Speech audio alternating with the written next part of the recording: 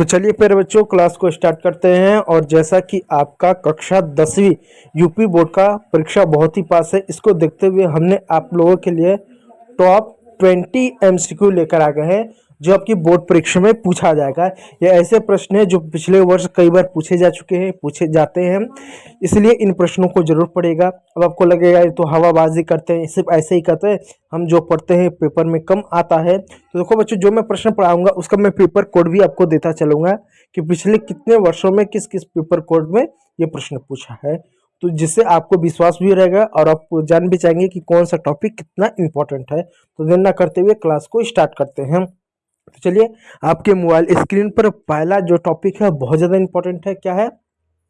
1929 की महामंदी का प्रमुख कारण क्या था?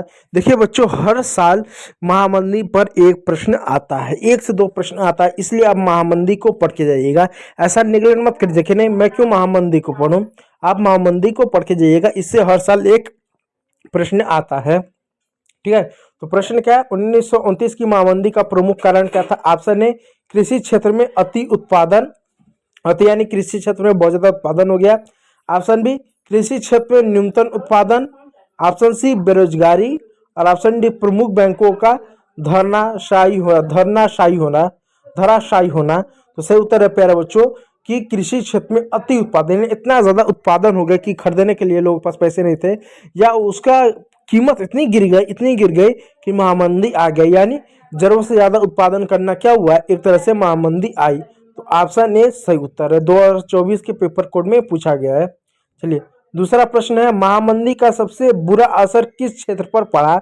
ऑप्शन ए, कृषि क्षेत्र पर। ऑप्शन बी, उद्योग क्षेत्र पर। ऑप्शन सी, व्यापार क्षेत्र पर। और ऑप्शन डी, सेवा क्षेत्र पर। जैसे जानते हैं कृषि का भी एक क्षेत्र होता है, उद्योग का भी होता है, व्यापार का भी होता है, सेवा का भी होता है। तो किस क्षेत्र पर सबसे बुरा असर पड़ा? तो इसका सही उत्तर है ऑप्शन ए, कृषि क्षेत्र पर इसका बुरा असर पड़ा। यह भी 2024 के पेपर कोड में पूछा गया था। कॉर्न लॉ किस देश से संबंधित है? यानी कॉर्न लॉ किस देश से संबंधित है? Option A, Germany. Option B, France. Option C, America. Option D, Britain. तो सही उत्तर है ऑप्शन डी, ब्रिटेन से यह संबंधित है। इस बात को याद रखिएगा प्यारे बच्चों। चलिए, अगला प्रश्न क्या है, ब्रिटेन में कॉर्न कानून समाप्त करने का मुख्य कारण क्या था? ऑप्शन ए, किसानों का समर्थन। ऑप्शन बी, कृषि उत्पादन में कमी। ऑप्शन सी, आयात पर निर्यात। ऑप्शन डी, उद्योगपतियों एवं शहरी लोगों का विरोध। क्या था? तो इसका सही उत्तर है उद्योगपतियों और शहरी लोगों ने कुछ इस प्रकार से विरोध किया, जिस वजह से क्या हुआ, यह कारण कानून समाप्त हुआ। ठीक है प्यारे बच्चों, कमेंट बॉक्स में बताइएगा कि एक कारण कानून क्या था। ठीक, मुझे कमेंट बॉक्स में बताइएगा। ये देखिए, ये प्रश्न भी बहुत ज़्यादा इंपॉर्टेंट है। रियो डी जेनेरियो से आता है, उसके सम्मेलन से आता है, बहुत ज़्यादा इंपॉर्टेंट है। इसको पढ़ के जरूर जाइएगा, यानी महामंदी को पढ़ लीजिएगा और इसको पढ़ लीजिएगा। ये दो टॉपिक बहुत ज़्यादा इंपॉर्टेंट है, पढ़ के जाइएगा कुछ भी हो जाए। आप प्रश्न 5, प्रथम अंतर्राष्ट्रीय पृथ्वी सम्मेलन किस नगर में आयोजित हुआ था? Option A, New Delhi. Option B, Rio de Janeiro. Option C, New York. और ऑप्शन डी, जिनेवा। तो इसका सही उत्तर है रियो डी जेनेरो में प्रथम अंतर्राष्ट्रीय सम्मेलन हुआ था। Rio de Janeiro, option B सही उत्तर है। ठीक है प्यारे बच्चों, ये प्रश्न बहुत ज्यादा इंपॉर्टेंट है रियो डी जेनेरो का, ये हर साल पूछता है। पृथ्वी सम्मेलन का आयोजन कब हुआ? पृथ्वी सम्मेलन हो या रियो डी जेनेरो सम्मेलन है, इसके कई सारे नाम से बुलाया जाता है। तो इसका आयोजन कब हुआ? Option A 1991। Option B 1992। Option C 1993। और ऑप्शन डी 1989। तो सही उत्तर है ऑप्शन बी 1992 में क्या, पृथ्वी सम्मेलन, जिसको रियो डी जेनेरो सम्मेलन हम कहते हैं, हुआ था। चलिए, एजेंडा 21 किससे संबंधित है? ऑप्शन ए, अंतर्राष्ट्रीय व्यापार से। ऑप्शन बी, ओजोन क्षरण से। ऑप्शन सी, वैश्विक तापमान से। और ऑप्शन डी, सतत विकास यानी संधारणीय विकास से। तो इसका सही उत्तर है ऑप्शन डी, यानी सतत विकास से जो है क्या संबंधित है, एजेंडा 21 संबंधित है। और रियो डी जेनेरो में ये हुआ था कि हम सतत विकास को अपना मुख्य लक्ष्य बनाएंगे, इस बात को याद रखिएगा।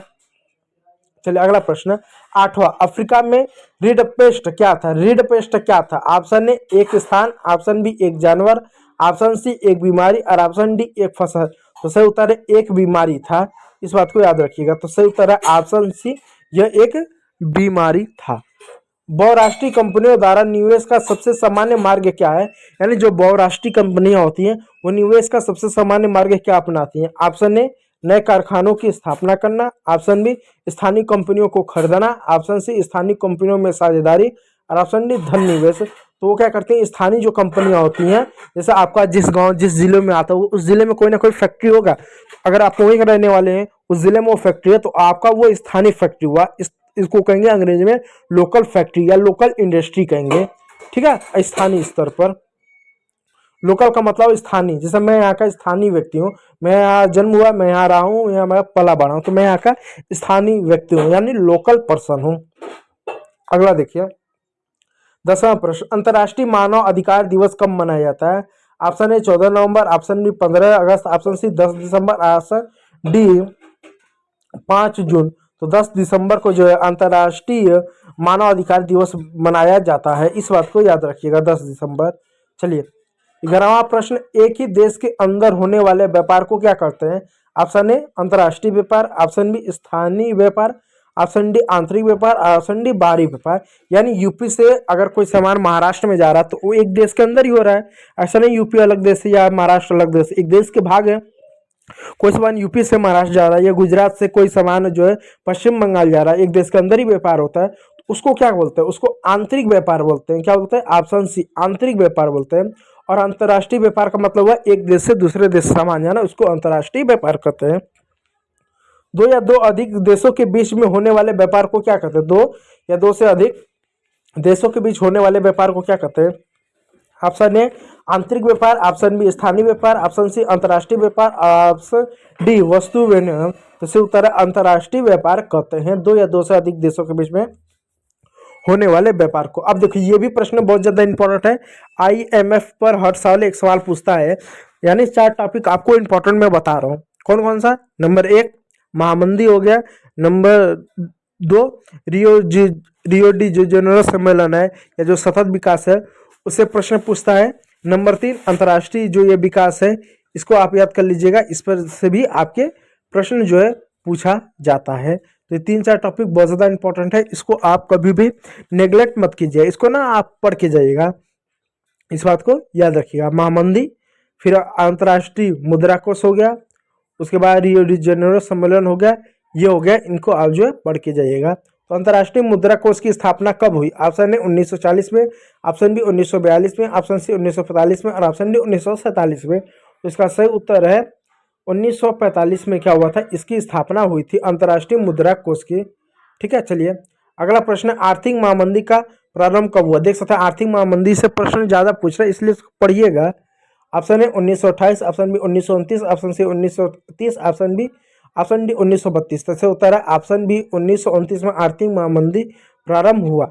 चलिए अगला है, ब्रेटन वुड्स सम्मेलन कहाँ आयोजित हुआ था? ऑप्शन ए भारत में, ऑप्शन बी अमेरिका में, ऑप्शन सी इंग्लैंड में, ऑप्शन डी फ्रांस में। तो इसका सही उत्तर है ऑप्शन बी अमेरिका में यह आयोजित हुआ था, ठीक है प्यारे बच्चों। चलिए अगला प्रश्न है, बेल्जियम कहाँ स्थित है? ऑप्शन ए एशिया में, ऑप्शन बी अफ्रीका में, ऑप्शन सी यूरोप में और ऑप्शन डी यूरोप में। तो सही उत्तर है ऑप्शन डी यूरोप में स्थित है। चलिए 7वां प्रश्न है, देखिए संयुक्त राष्ट्र संघ का मुख्यालय कहाँ पर है? संयुक्त राष्ट्र संघ का मुख्यालय कहाँ पर? ऑप्शन ए जिनेवा में, ऑप्शन बी वाशिंगटन में, ऑप्शन सी न्यूयॉर्क में और ऑप्शन डी ऑस्ट्रिया में। ऑस्ट्रेलिया ने ऑस्ट्रिया दिया, ठीक है। ऑस्ट्रेलिया ये पृथ्वी है, ऑस्ट्रेलिया यहाँ पर और ऑस्ट्रिया यूरोप का में एक देश है, ठीक है। तो इसका सही उत्तर ऑप्शन सी न्यूयॉर्क में क्या संयुक्त राज्य संघ का मुख्यालय है, इस बात को याद रखिएगा। चलिए अगला प्रश्न आपके मोबाइल स्क्रीन पर, संयुक्त राष्ट्र संघ की स्थापना कब हुई? देखिए संयुक्त राष्ट्र संघ से भी प्रश्न पूछता है। 4 टॉपिक आपको मिल गया, महामंदी हो गया, रियो डी जेनेरो सम्मेलन हो गया जो सतत विकास से है, फिर उसके बाद जो IMF हो गया, संयुक्त राज्य संघ हो गया।